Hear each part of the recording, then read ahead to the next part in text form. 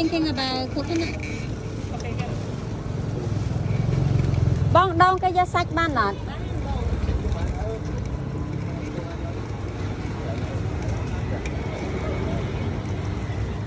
Chăm cặp đông giá sách bông muối phong. Phần.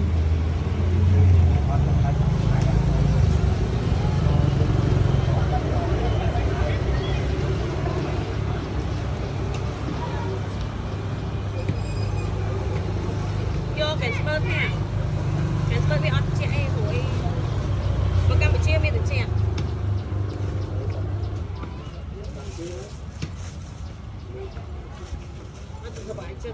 Chưa do you have case for fabric?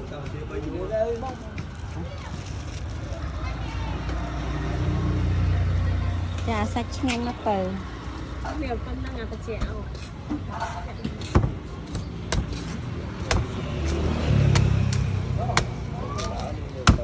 Mình sẽ đa người được đặt con.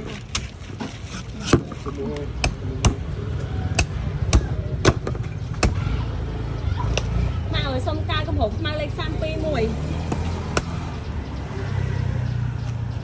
Màu nhanh.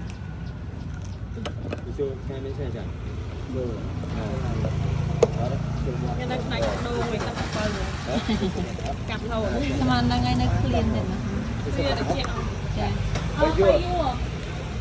Vậy tập có không? Chưa chưa hả? Chưa hả? Chưa được một cam này. Nãy mình đi kìa.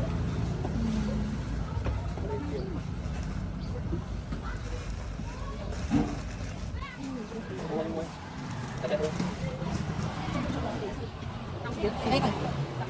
Đấy con chào.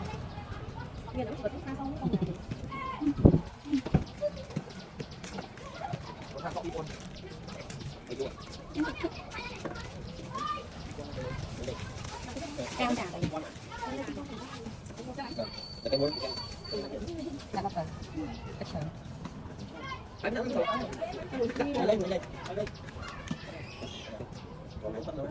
đầu. Trong cái tiền bạn đó. Chứ đã tăng kèo bóng của bạn rồi. Aku tidak kira aku apa kan? Aku yang mungkin kau cakap. Anak bukan lama. Penang macam penang. Behau. Macam kecuali bang tidak ada bang tidak telepon tak kapan. Aku mati. Aku